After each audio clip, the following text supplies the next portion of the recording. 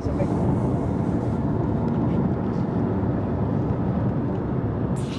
Right, yeah. Yeah, that's quite a distance to cycle up. Quite a lot. Welcome back. So, since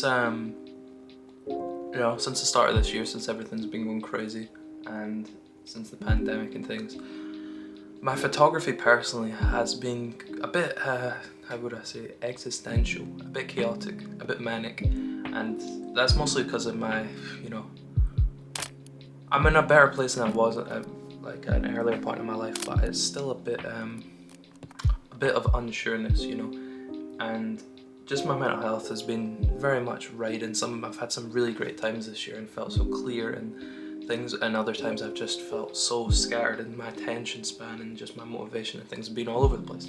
So I found out, and not found out, I've always known, that I've been channeling my, sort of rut creatively, and also just trying to process and deal with this year into getting gear and getting into film cameras, because I love photography. It's my absolute passion, and obviously alongside that is cameras, film cameras. So I buy a lot of film cameras, and unfortunately it consumes a lot of my energy and time and thought, and I'm realizing how bad that is. Like, I always knew how bad it is to get obsessed with gear and be so gear orientated, but I sort of laid out all my cameras this morning on my bed and looking at them and just thinking, holy shit, that's a lot of gear. And I'm super privileged and happy and joyful that I have it, and I love my cameras, but I don't need that many cameras, first of all, and it's also, I feel like, making me a worse photographer.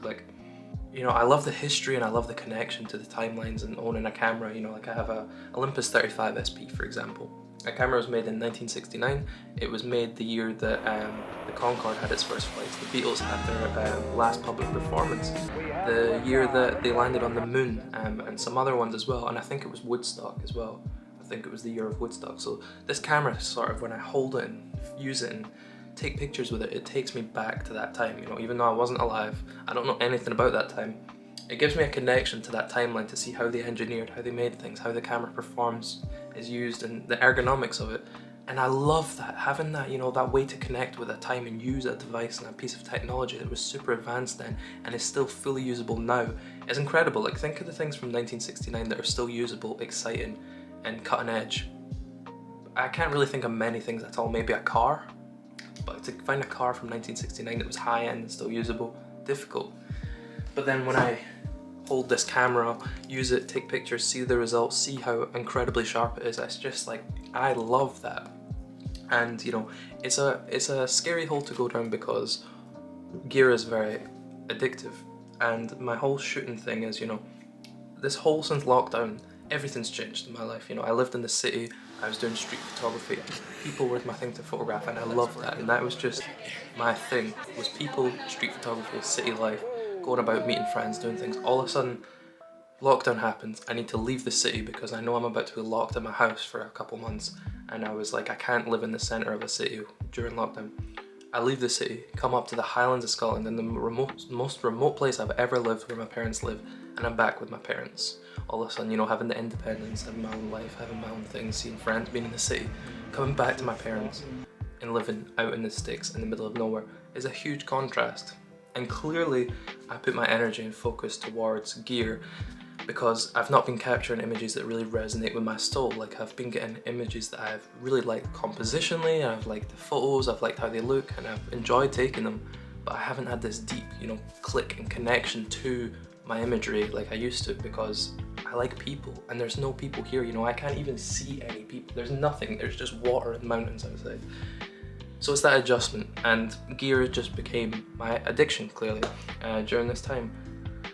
And I've known that this whole year. I've known that I've just keep buying cameras, and it's a bit of a problem. But recently, at the start of last month, I was like, this month you're not buying any cameras. You're gonna put that money into printing, specifically putting prints along this wall. And I was like, that's what I'm putting my energy into, is gonna be printing. So I bought, they're over there, but I bought a lot of photo frames, and I was like, instead of buying all that gear, spending money on that, I don't spend a huge amount, but let's say I spend like £80 a month on gear or film and everything. I was like, this time you're just going to put it into printing the images. Stop just taking pictures and perpetually going forward, if you're doing nothing with the work, you need to physicalize the work, you need to make it, you know, you need to have it tangible, because what is the point in keep shooting and keep buying these cameras if you've not got tangible work? And I think 2 weeks later, so 2 weeks ago now, yeah, 2 weeks ago that just passed, I bought this, and then I bought an Olympus Muji 2, and then I bought an Olympus RC. And don't get me wrong, all those cameras combined cost me about 60 or 70 pounds, which is incredible, and which is why it's very addictive, because finding these really amazing cameras for a cheap price is fun. But it's not healthy. I'm becoming a worse photographer. I'm not as, you know, I don't know, I'm just getting sucked away from the importance of photography and why I love it, and this sort of being able to capture life and things and make shapes and lines and composition and lighting, and these are the important things. And I need to stop the gear because I have so much gear. I have all the cameras I could need right now. So the brakes are going on. I need to focus into photographs, no buying of gear at all, complete ban for 2 or 3 months, and just think about my images and print. That's the aim right now, is printing. So yeah, I was just, you know, I just thought I would update all this because it's been a weird year, and it's been very weird to process for everyone. And clearly the way I've been trying to deal with it and processing it is just constantly taking pictures, which is fine, because I think that's a good thing for me, because I need photography to function. It just gives me this sort of deep satisfaction and understanding of myself and the world. But I was also putting half of the energy into just looking into new cameras, new gear, not being happy with what I had. Now I realise I'm happy with what I have. I don't need anything else. This, for example, this Olympus 35SP, this camera was made to take on the Leica M series in 1969 when it came out. This was the direct competitor to Leica, and they made this camera for, adjusted to inflation nowadays, $1,400 is what it would have cost equivalently in 1969. A lot of money, and they copied Leica's lens design. There was the Summicron lenses, very world famous Leica lenses, and the Summilux. Basically, Olympus copied the Summicron and Summilux and put it into one lens. It made a halfway point between those two lenses, so this is called a Summiluxicron lens because they copied Leica. And it's a 7-element 1.7 lens, sharp at every single aperture, incredible focal length. What the human eye sees, 42mm. This is a gem, and realizing now I have something so great, and I got this for, you know, £40. It's an incredible camera, and I do not need more. And I've kind of hit this wall with gear when I realized, Vincent, stop. You keep thinking you don't have enough, you don't have this, you can't do this, you can't do this. People take great work on plastic Holga cameras. I have everything I need, so I need to concentrate this work now into just photographing and having fun and seeing what really resonates with me.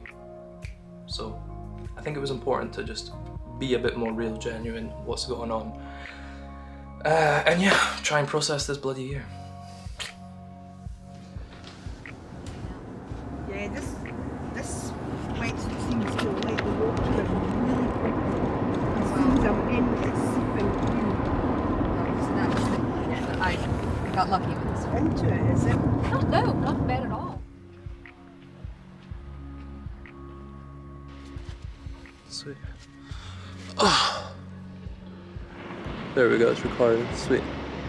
Hopefully the wind isn't too strong. I'm at the beach right now. But yeah, I just feel like I'm in a bit of a rut with my photography, basically. I just feel like I'm at this sort of wall because, like, don't get me wrong, like, there's a lot of cool stuff to photograph, and like, look at this, there's a beach and there's mountains and stuff, but it doesn't click and resonate with me. So I know, like, deep down that no matter what I shoot, it's not really what I'm wanting to shoot. So like, I'm trying to make the most of it, and that's what I've been doing. You know, I've been shooting, I've been making videos, which I really enjoy doing, but I know that in the end of the day, it's not what clicks with me, and I know that I have to wait until this whole pandemic's over and until all this craziness calms down so that I can actually, like, move somewhere that is, like, for me, you know, have some independence again and be shooting the style of photography I like, which is people, because here it's just completely desolate. There's really no one, and I go like a week or two with just seeing only my parents in the house, and then occasionally go to the shops, you know, which you have to drive to. So yeah, this is the lifestyle that I'm living. Oh, bracket, my wee puppy. Oh, bracket. But yeah, with a thing that I wanted to say about this camera, I really hope that it's not too windy and the microphone's not getting absolutely blasted by the wind. But yeah, the SP that I was talking about, this camera, I've just been shooting some pictures there. Absolutely love this thing. It's just so good. Having the rangefinder, you know, being able to use both eyes to see the full frame and then one look in here, amazing. But yeah, I was saying that this was made, you know, in 1969, and it was the camera that, you know, it was the year they landed on the moon and all this kind of stuff. But I think that it's, like, it attaches me to this more, and just it's that kind of emotional thing that I have towards a camera, is that you know, I was born on the 20th of July in 1997. On 20th of July is the day they landed on the moon, and that's always been like a cool thing. And you know, like a year or two ago when it was the 50th anniversary of landing on the moon, it was on my birthday, and I was like, that's so cool. So this camera has an even cooler relation to me, you know, like I was born the day they landed on the moon, this is from the year they landed on the moon, all these kind of things. To some people that wouldn't really, you'd be like, why would you care about that, or like, what is that as a thing? But I don't know, it's these kind of little connections which draws me towards a camera. And yeah, just shooting my mum and Andrea, a woman who's staying with us. I just love this camera right now, and it almost feels like a repeat of what happened with the XA that I said, that kind of like it fed my hunger for cameras for a while, and it did for a good 6 months. I just shot that thing as my camera every day in my pocket constantly, like that was the camera, it was always on me. But the lens, you know, for such a small camera, it was performed well, but I was used to, you know, big cameras. And now this is the best camera that Olympus ever made, in a lot of people's opinion, lens-wise. So, you know, this is a big step up, going from the XA, which is the smallest camera ever, to Olympus's best camera.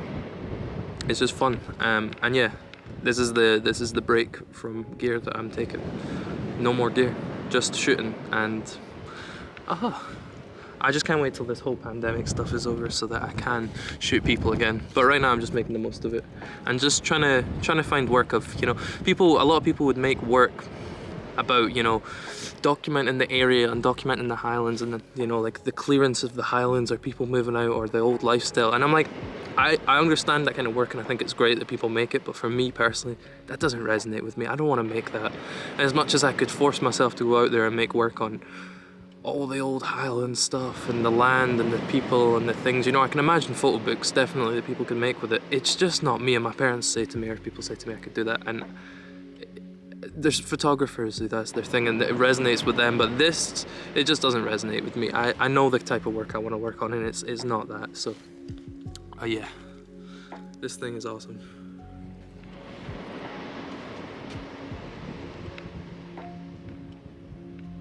Bracken! Come on, Bracken! Can you see? Oh, there she is! She's a good girl! Oh. Oh. It is nice having such like freedom, and especially during a pandemic, just being able to be in such like open spaces. I just miss human interaction, which is a common theme I'm sure so many people are feeling this year. It's not just me. I just wish I had some interaction with people. My social skills have gotten a lot worse, and I rely on the camera to have a social life. But yeah, you know, for the past couple of weeks I've been looking at this camera, the video camera that I'm filming on just now, thinking like, oh, I should film, I should make stuff, because it gives me, I found that I've been going towards video since lockdown, and it's been great. But I've just really not had a calling towards just towards doing it, you know. I was just like, don't force it, just wait till it happens. And today, when I went to bed last night, I was like, I know I'm going to record tomorrow. So yeah, today I've recorded. It's been nice. It's just been a bit different. Yeah, I thought I would also just show some images that I've taken during this time, and not to like demonstrate amazingness or to show like, you know, here's great work I've been making, just to demonstrate my life, and that like, you know, shooting's still been an important part and helped me figure out and decide shit what's going on at the moment. But you know, it's just not the work I've been hoping it would be. But this weekend I'm going to Edinburgh and doing street photography, which, oh my god. I'm going down to Edinburgh to do some jobs, to do some work, to make some money to pay for the film that I shoot. But like, I'm finally going to be able to have like 1 or 2 days in Edinburgh doing street photography, and I hope that feeds like some hunger for a while. But yeah, SP, this is a great camera, bloody brilliant.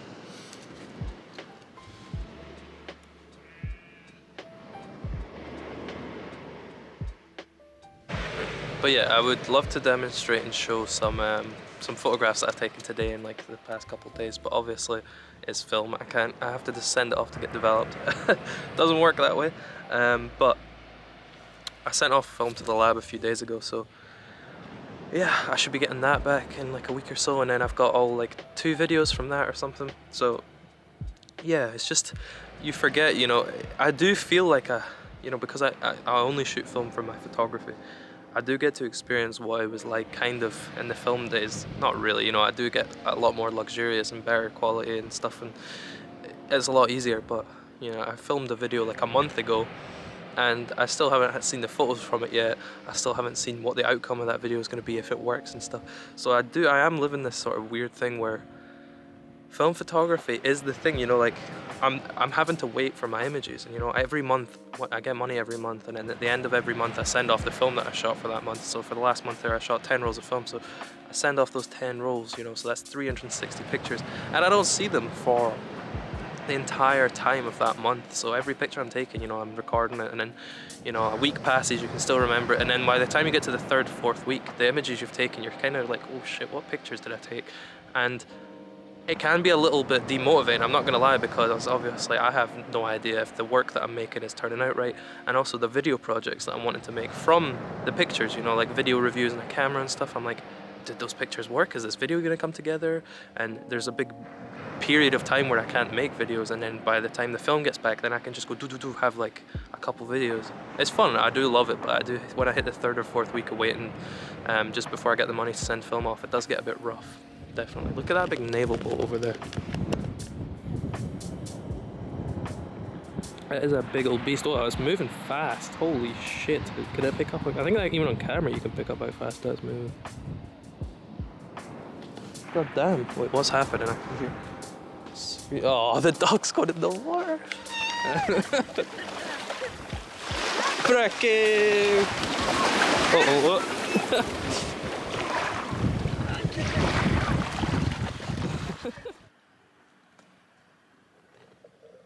So, outro while editing, just because why not? I realized I didn't even leave it at anything. Yeah, more stuff to come, waiting on film, a few days to go, and yeah, I'm gonna make myself not buy gear, as I've repeated 1,000,000 times in this video. It's just about photographs. I just need to figure out how to be content with shooting things that I basically don't enjoy shooting. But I'll try and figure it out, and hopefully it goes alright. Yeah, I'm just excited to go to Edinburgh in a couple days. Now to just plonk this video clip in here and end the video. Subscribe for more videos, appreciate it. Leave a comment if you have any questions. Are you in a rut with gear, photography, pandemic shooting? You're not able to shoot the style of stuff you like? If you're a sports photographer or anything, damn, rough times. Yeah, leave them below. Come here for the next video, I suppose. My puppy's so cute, my wee Brack.